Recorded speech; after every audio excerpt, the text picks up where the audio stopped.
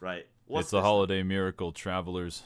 Welcome to another unholy video. Today, I will explain each social group of player and where everyone fits into the pecking order, from the very worst to the absolute tippy top of the player base.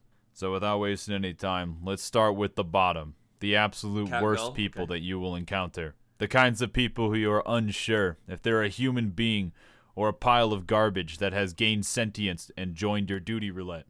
These are the kind of players who simultaneously have no idea what any mechanic in the game does and have no idea how to play their class properly on top of it. The DPS players who don't AoE, the healers who don't even DPS but still manage to drop the tank, and they deflect any sort of mild criticism to playing like this with "you don't pay my sub." Thankfully, the game does put a little symbol next to these players so that you know what you're getting into ahead of time. I'm talking about mentors. I'm not exactly sure what attracts people to this status, but the absolute scourge of the world are just always mentors. I'm pretty sure if Hitler was alive, he would have been a mentor in this game. After wondering why that shit-stained crown even exists, I have finally pieced it together for you. They serve as a prime example of how not to play the game. Thankfully, this club is exclusive, so there's not too many mentors to encounter.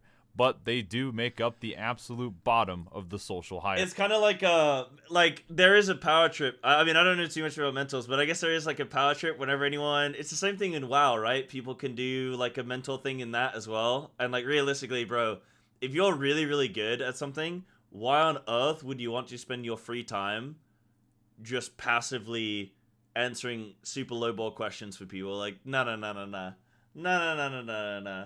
Gotta be a little power trip, right? Moving up one step from the very bottom, we have our peers, specifically in Limsa. Now, this is a class of players that are only just above mentors. Maybe mentors are actually just alright people. They need to do them to get a mount, and the roulette can give them any dungeon or boss in the game. Right. But surely they're, like, nice people, right? Surely they're, surely they have a lot of patience, right?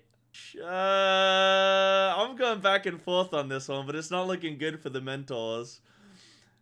I don't know. I've forsaken time. You have to do something in Limsa. It's a group that single-handedly makes you fill with dread. Now, there's always... So, wait, hold on. If you get the mount for being a mentor, they get a unicorn. If you are a mentor and you're nice to people, and then you get the mount and suddenly you stop being nice to people, the game should take the mount away from you.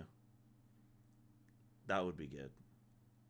Always an orgy going on in the Aetheryte Plaza and some other degeneracy that I don't even want to think about. Now, I do not care what two consenting adults do in their own time, but Ram Ranch is looking like an abstinence-only training camp by comparison. Like, my God, why is it always in public? The only thing good about Scholar was letting you get out of this shithole after level 50. If you ever think that you've done something cringy in your life, like I have, always remember that at least you're not part of this crowd. Maybe I'm uncultured and my antisocial tendencies are too high, so I don't understand the joy of eating for 12 hours in the same spot, but my God, it's just so annoying. Just take a big swig of your favorite liquor before visiting the city in the middle of the night and pray that you're too wasted to remember the horror. Alright, now this... I don't see anything wrong with RPS, dude. I like going to Limsa. It's one of the best parts of the game. Misshapen Chair? Nah, dude. Wrong. This next one might seem a little bit oddly specific, but I'm going to be talking about people who make class guides on YouTube. These people are always so irritating, asking you to subscribe to their channel in some bullshit. I bet they're not even mediocre at all the classes that they play. Sometimes they even have the audacity to post their shitty content onto your favorite subreddit.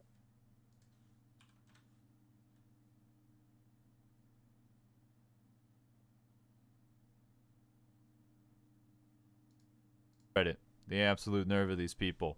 Even better, I think they live stream things other than Final Fantasy too. Thankfully, it is always hard to tell who these people are while playing Final Fantasy, but they're always lurking somewhere in a corner. Either way, they get the title of not being a mentor in game, but they're only a step above by being a mentor on YouTube. Omnicrafters. Okay. Yeah, they're in that. Okay, does Final Fantasy have class discords? They do, don't they? Something I loved. Okay, so World of Warcraft, they just released a new class, Evoker. in Dragonflight. So the latest expansion, for anyone who doesn't play WoW, they released a new class, the Evoker. Before, all we knew when they released the Evoker, all we knew was the name of the class and that it was going to be a DPS and a healer. That's all we knew. We had like a minute-long video that showed a couple little abilities and like that was it, right? Just visuals on abilities. That was all that we knew. And within like 2 days, there was an official Evoker Discord with like Evoker theory crafters, and it's like, bro, it doesn't exist. Discords are kind of rough, dude, I'll be honest. They're not always the best. Crafters is a big scam of being able to put as much money into it to make your leveling experience faster, and then trying to make all that money back by selling crafting materials to other crafters. If everyone just signs up 10 of their friends, we will exceed the amount of atoms in the universe with the number of people that we have crafting. Once you're at the top, you still have to pentameld all your shit to even make the stuff for your static. I definitely don't know that from experience. However, this social class that I'm talking about is for the true crafters. The people who don't do anything else other than craft. I do admire their dedication, but they're also the group that will complain if they have to go into a single instance for a patch that interrupts their... I do love the fact that there is crossover here. It's the exact same in WoW. Crafters, they love crafting. The super hardcore ones that charge you extortionate amounts of gold, way over what it is valued at. They will still charge you crazy amounts of money, and they don't like raid. Yeah, they don't like jumping into the raid. It's beautiful, and yet sometimes they're forced to. Their important crafting time. The only rotation mastery they need is of the craft. So it does suck that they have to do their instances once in a while. At least this group is restoring Ishgard. Crafters have rotations, don't they?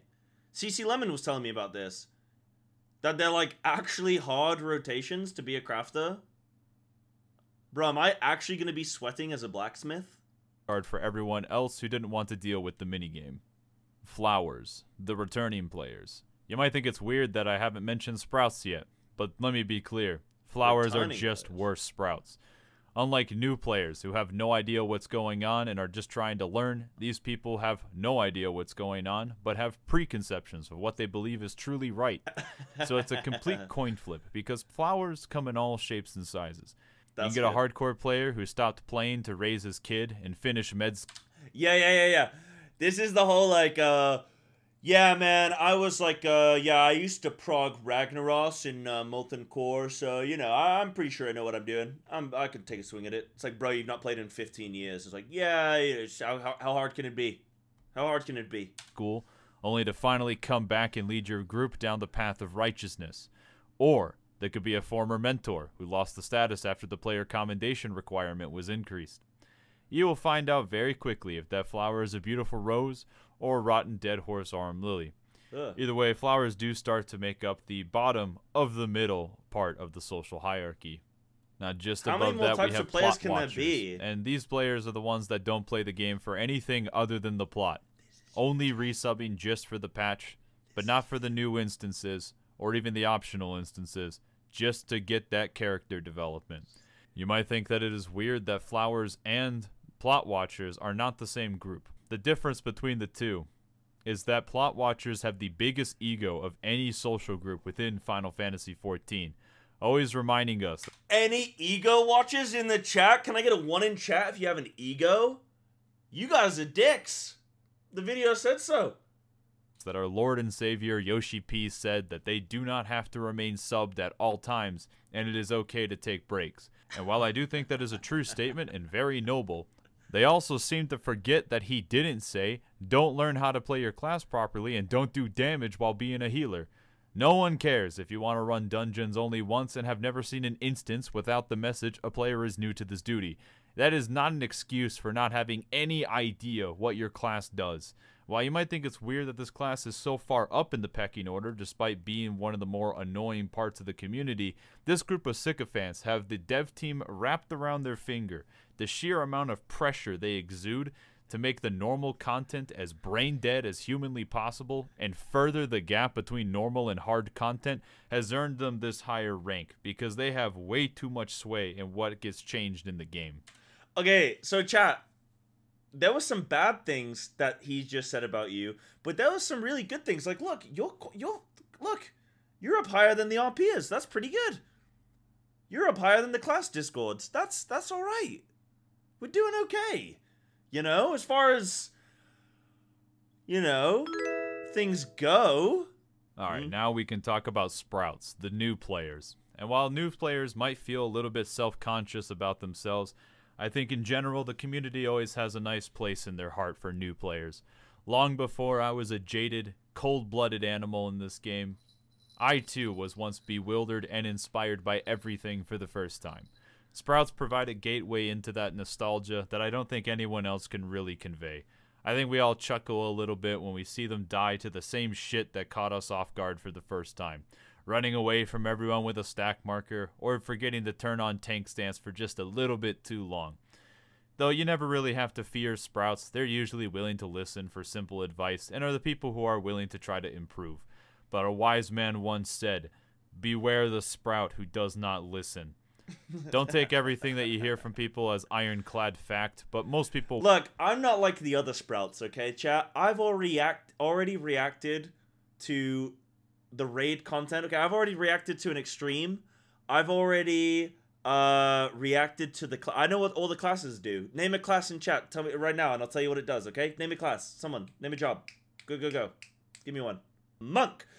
Monk is very fast. It has positionals. More positionals than any other job in the game, and that's all I know about it. Reaper is easy to play, one of the easier melees, starts at level 70. You have a scythe. Reaper does look really, really cool. It does look cool. It looks, like, I don't know, you, like, summon, you have, like, big scythe, like, animations. Kind of reminds me of like Swipe or something, like Thrash or something, for feral druids, and they summon the big ghoul, the big reaper. It looks pretty sick. I would consider playing it actually. I might try it at level like 70 or whatever it unlocks. I might consider playing it for a little bit. People did say it's quite easy to play as well. So my recommendation: use that power and milk some free karma on Reddit while you still can, or just pretend to be a Sprout for upvotes. What the hell do I care? Normies. We're finally at the bulk of the community, the true middle class. So normies aren't Sprouts, they're not MSQ sycophants, they're not our peers. I guess normies are a nice mix of everyone. Play Final Fantasy XIV, you're probably a normie. This is the group that plays fairly often. They're not going to be subbed 100% of the time, but more so than the plot watchers. They will run weekly content and are usually just trying their best to do their rotation and do a good enough job, even if the content that they run is not exactly that hard. They are happy to help new players, but usually just say nothing in chat minus a greeting at the beginning and a thank you at the end. If they manage to really screw something up, they will make notes and adjust anytime they have to run that content later. They are the ones... That's a higher level than a normie. This not normal. Check PC. That's... No. If you're making notes on what you did wrong and how to improve, you are not a normie. You are a... That's normie here? No. Okay, question. Who are the better players? WoW players or Final Fantasy players? Because that shit doesn't happen in WoW. You make a mistake, bruh. Bro, I have raided with people in Mythic that do not come to the raid with food buff. I have gone into Heroic, week 1, servers come up, yay, raid time, load into the raid, they join the raid group, they say 1, 2, 3, they get summoned to the raid, and then they say, what does this boss do? Final Fantasy doesn't have weak auras, does it? Or does it have weak auras? Because I hate weak auras. I am a default UI gamer. I love default UI. Oh, thank. Guys, I might actually be a Final Fantasy player. I get laughed at in WoW because I don't use weak auras, even when I'm doing like high level keys and like Mythic Raid and stuff. People laugh at people in my stream. They give me a hard time. They laugh at me. Will make notes and adjust anytime they have to run that content later. They are the ones who are willing to stand on the platforms in Labyrinth of the Ancients and always go into the belly as a DPS on any alliance. Don't know what Usually that means. pretty relaxed to talk to, fine with being mediocre, but do have a tendency to shit on World of Warcraft, which is a pretty weird fixation. I never even played WoW, but man, this group makes me feel obligated to hate on it. Either way, normies do make up the bulk of the community and are pretty okay in general. Now we can get to... Is that true? Normies just shit on WoW? I think most people they like both games, or maybe they've only played one of them and they don't mind. Yeah. People have a tendency when they love something to the extreme to make it their personality, and because of that, they feel like they have to make everything else not appear as good, because the thing that they love needs to be, you know, the important thing, right?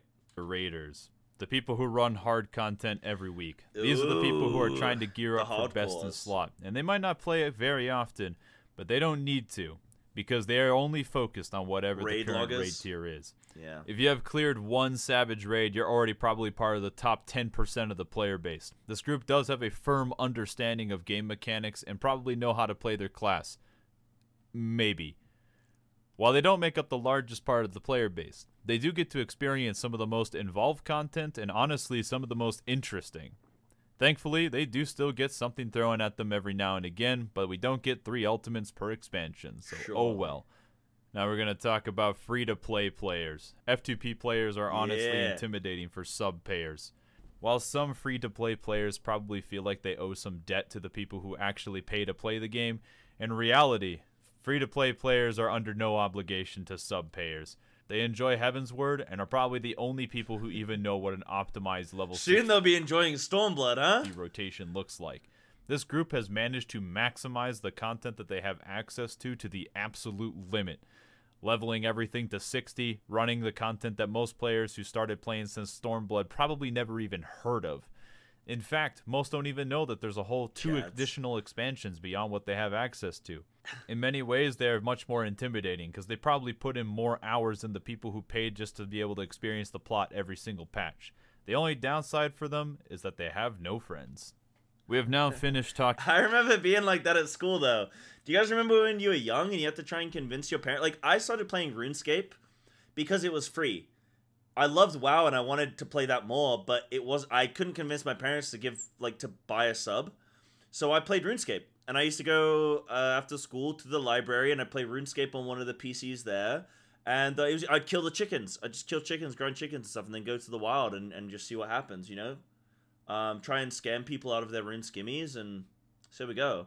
Yeah, I mean, that's the free-to-play players, right? It's just, you know, you don't always have the money, you know? Money's tight right now. It's hard for people out there, you know? I think if anything, free-to-play players are the Chads, man. Put them up at the top of the pyramid. Yeah, I was the one that got scammed. Yeah. Mm-hmm. Talking about everybody in the middle class of the social hierarchy. Now it's time to start talking about the billion.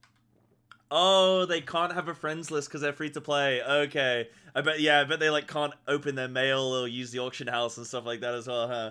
They have no friends. Oh, unlucky. The only downside for them is that they have no friends. We have now finished talking about everybody in the middle class of the social hierarchy. Now it's time to start talking about the billionaires and the people who actually control the entire social structure of Final Fantasy XIV. The auction house gamers. We begin by talking about Yoshi P. He has his entire tier dedicated to him. He is Jesus Christ himself. This man has founded his own religion, died for our sins, solved world hunger, and even found the cure for coronavirus. And despite all these amazing accomplishments, he can never be the top of the pecking order. And this is because he does not want it. He did manage to save this game from the brink of death, but at the same time, he has limited his power, because if he became any stronger, not even God himself would stand a chance. The community worships him. You probably respect him, and he is the one who will fix all of the bugs in Cyberpunk 2077. All that's left is for him to purge mentorship. Hold on, how long ago is this video? You can tell it's an older one. Yeah, 2 years ago. Why are you talking about Cyberpunk? Now, right above Yoshi P are going to be interior deck. It is lovely. Oh god, interior decorators. People absolutely love Yoshi P, don't they? And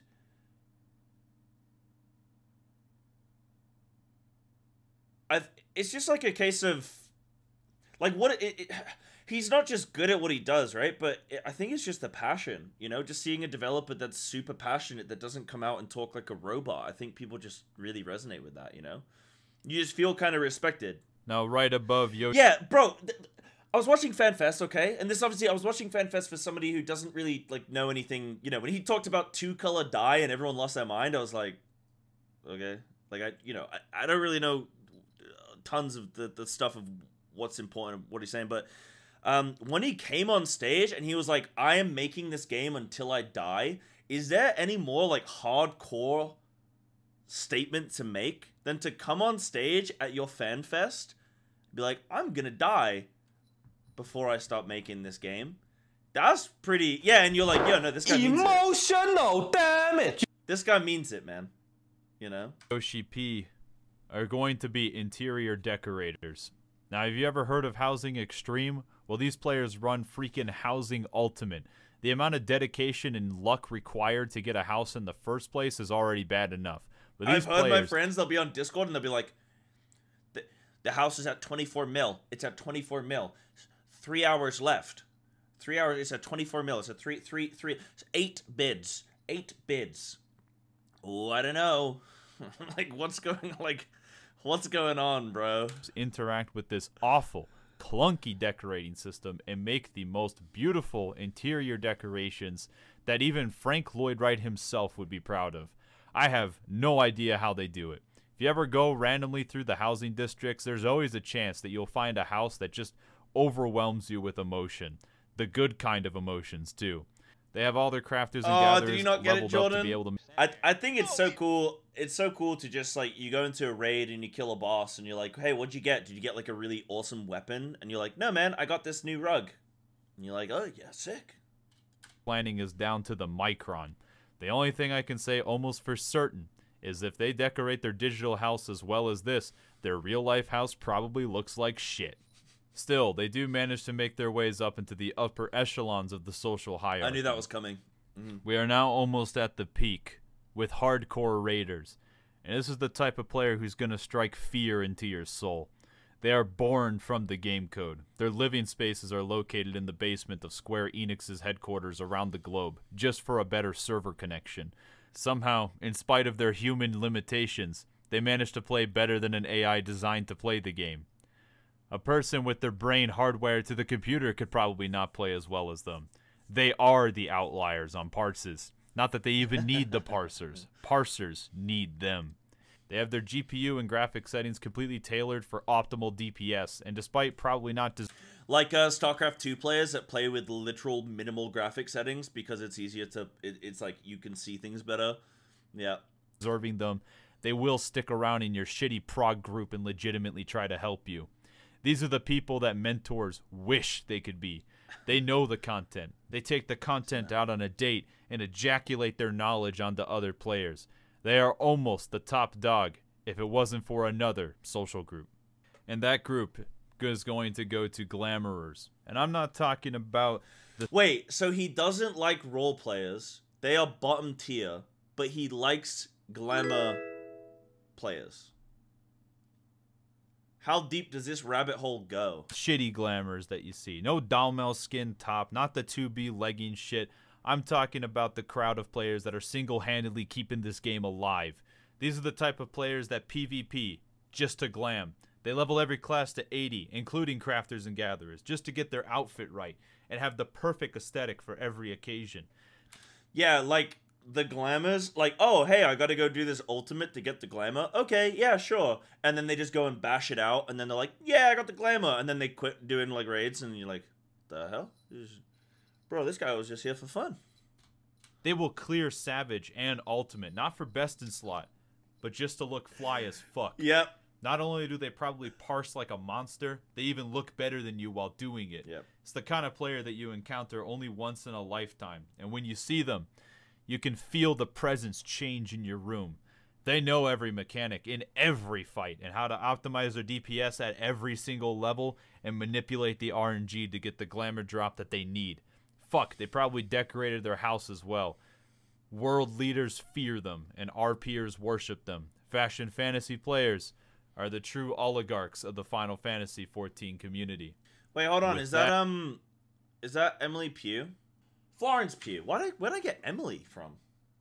Bro, I got a little crush on Florence Pugh. Don't tell my girlfriend. She might be home already. She knows. With that, you now have a complete understanding of the Final Fantasy XIV community. Now get out there and emote for 12 hours in Limsa. Oh God! Asmongold! He's there, man. He's there, bro. That was a funny video, man. That's good. That's a good video. Yeah. Okay. I have a little bit of a better understanding now of the Final Fantasy players. Asked me to react to that video, so it's different. Because it's just something. What were you saying about me when I came in? Florence Pugh came up on a YouTube video, and I said that that I have a crush on her, but I said that I have a girlfriend, and I said if she's watching the stream, then I do have a crush on her, but I have a girlfriend, so it can't work out. So she already knows. Oh yeah, you speaking to her directly? Well, I don't know. Maybe she watches the stream. I don't know.